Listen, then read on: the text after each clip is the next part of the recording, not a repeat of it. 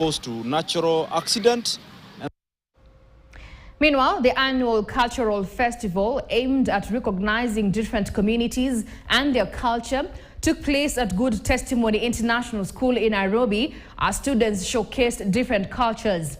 The King of Nabongo Wanga, who graced the event, challenged schools to initiate such occasions so that upcoming generations can appreciate the different cultures that we enjoy as a country.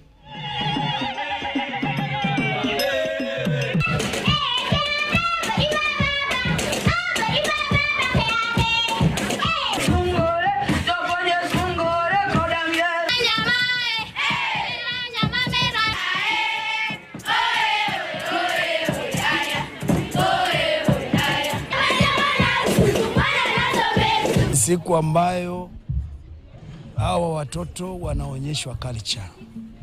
Wanaonyesha culture ni nini?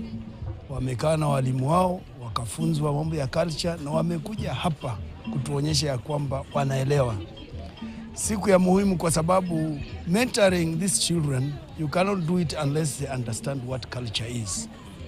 Lazima tuanzie chini tukienda juu.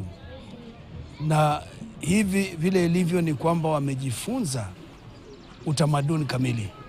Leo hii tumefurahia kuwa pamoja na mfalme wa Nabongo Kingdom, Mumia Peter II. Tumefurahi sana kumpokea hapa tukiwa katika kilele cha kufunza watoto wetu utamaduni. Unajua utamaduni ndio msingi wa maisha. Bila utamaduni, vile mfalme amesema, tutaacha mila zetu na tutaacha maadili yetu na watoto watapotoka. Kwa hivyo hapa katika shule ya Good Testimony huwa tunafundisha watoto tamaduni zao na mbalimbali, si ukabila lakini tamaduni mbalimbali. Hata tunapopokea hizi mitindo na mienendo ya Kiingereza, hata hatuachi tamaduni zetu. I'm also happy because we got to embrace culture, different cultures. Our pupils participated, and all this is within the curriculum. So to me, I say we have achieved the learning outcomes. All right, and we will now take a very short commercial break here on KTN Weekend at 1, but stay with us for more.